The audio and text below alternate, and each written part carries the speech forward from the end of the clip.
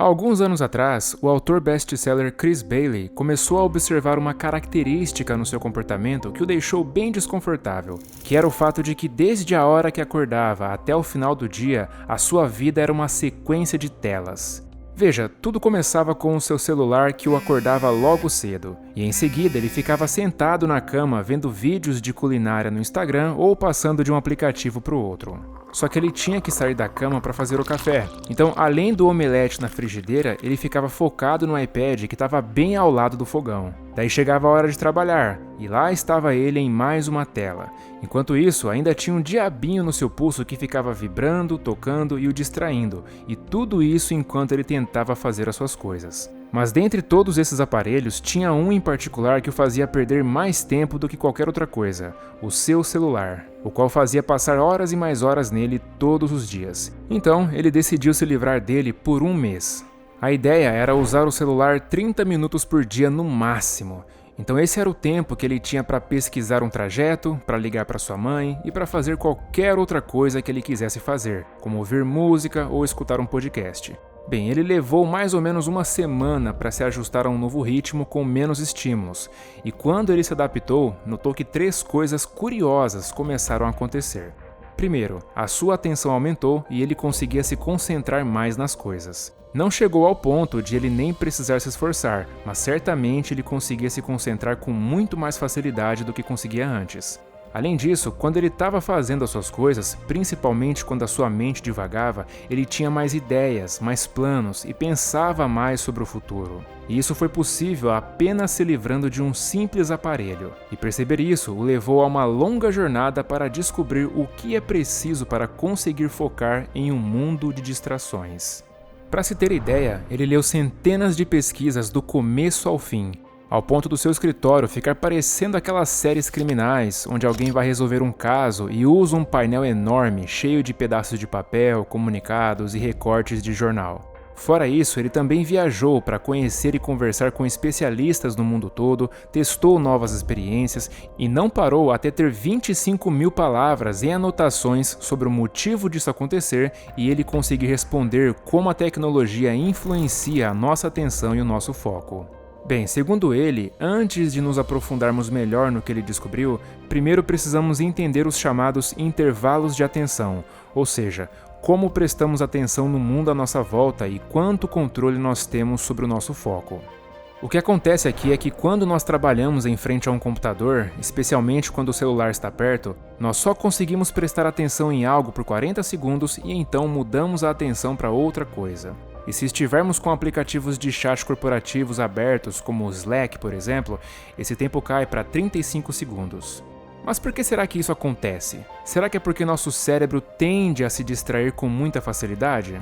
Bem, não é isso que mostram as pesquisas. Na verdade, isso é apenas um sintoma de um problema mais profundo, e o que ocorre de fato é que o nosso cérebro é superestimulado. Veja, o nosso cérebro deseja essas distrações, essas pequenas coisas que fazemos durante o dia, como checar nossos e-mails, nossas mensagens de WhatsApp ou nossas redes sociais. E, inclusive, existe até um mecanismo na nossa mente chamado tendência à novidade, onde a mente nos recompensa liberando dopamina, que é a mesma substância liberada quando comemos uma pizza, quando fazemos sexo ou quando abrimos nossas redes sociais. E é justamente por recebermos uma descarga de dopamina que o nosso cérebro cria esse desejo pelas distrações, pois nossa mente vai nos recompensar com essa sensação de prazer.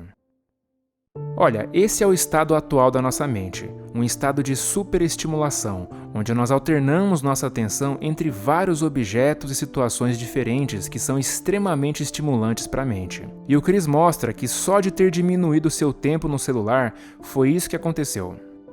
Então ele pensou, ok, se apenas diminuindo o tempo de celular eu já obtive esse resultado, e se eu diminuísse ainda mais essa estimulação?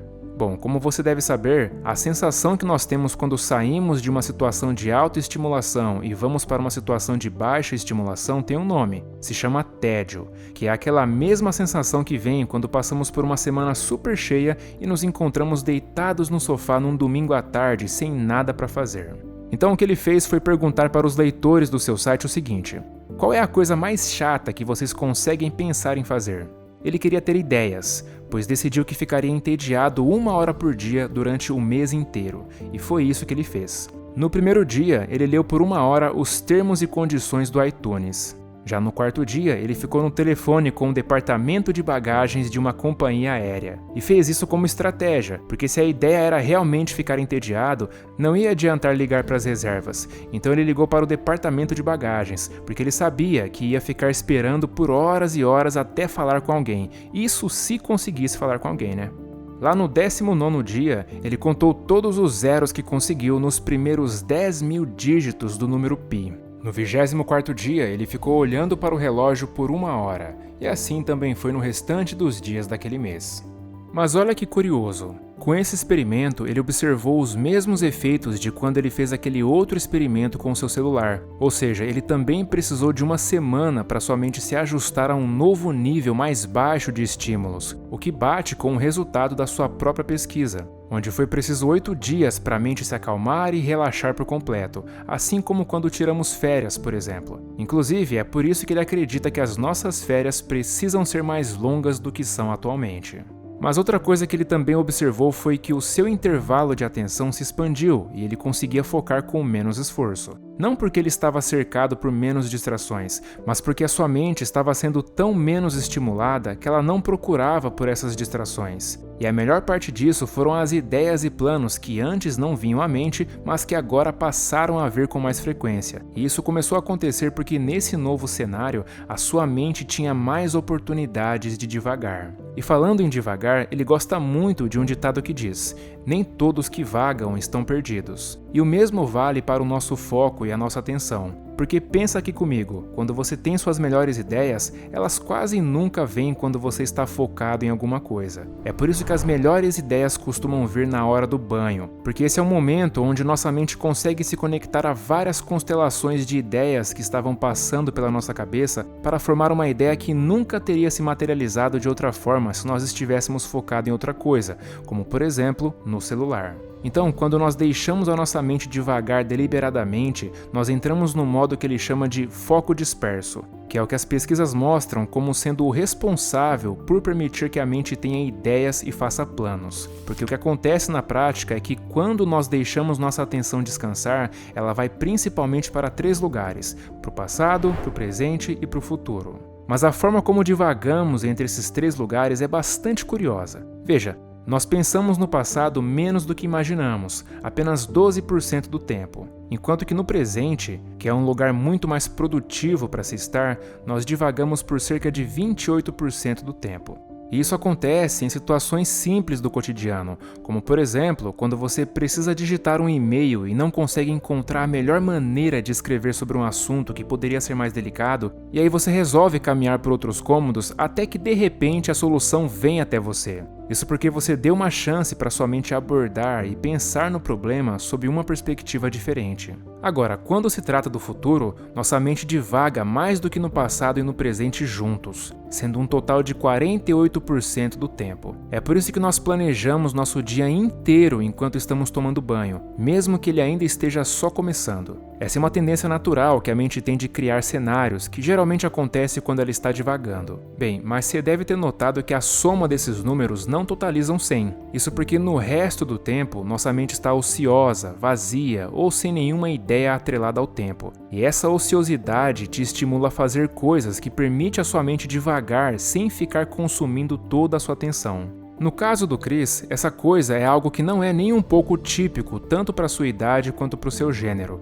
que é tricotar. Esse é um dos seus hobbies favoritos e que ele consegue fazer em qualquer lugar, seja no avião, nos trens ou em quartos de hotéis, pois isso o ajuda a ficar mais calmo e relaxado. E inclusive ele tem tantas ideias enquanto tricota que ele também anda com um bloco de notas junto com suas coisas. Mas o ponto aqui é que esse algo pode ser literalmente qualquer coisa, como uma ducha mais demorada ou um banho de banheira, para que assim você renove não só o seu corpo como também as suas ideias. Mas também pode ser algo ainda mais simples, como por exemplo ficar andando de um lado para o outro no escritório sem um celular na mão.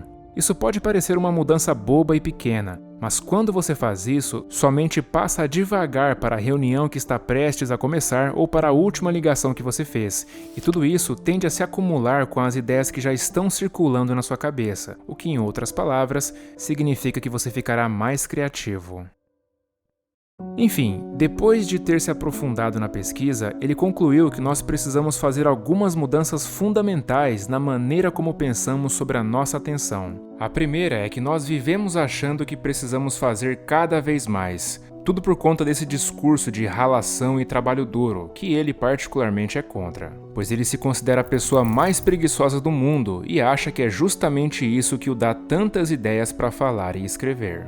Para ele, nós não temos que fazer mais, pois nós já estamos fazendo o suficiente. Na verdade, estamos fazendo até demais. Estamos fazendo tanta coisa que a nossa mente já nem divaga mais, e isso é triste, porque são nesses momentos que as melhores ideias e planos aparecem. No fundo, nós precisamos mesmo de mais espaço. Por exemplo, se você for observar, o que faz o trânsito fluir numa estrada não é a velocidade dos carros, mas sim o espaço que há entre eles. E é assim também que funciona em nosso trabalho e na nossa vida.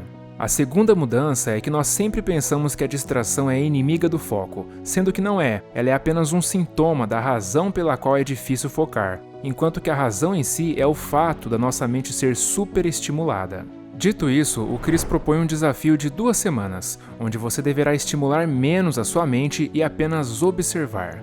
E no fim, você vai responder para si mesmo as seguintes perguntas: o que aconteceu com a sua atenção? Quantas ideias você passou a ter? Como seu foco mudou? Quantos planos você fez? E para te ajudar nesse desafio, use os recursos que existem nos celulares e que ajudam a eliminar ou pelo menos diminuir o tempo que você desperdiça nele. Outra dica importante é que você tenha um ritual de desconexão toda noite. Inclusive, o Chris tem como ritual se desconectar completamente da internet das 8 da noite até as 8 da manhã.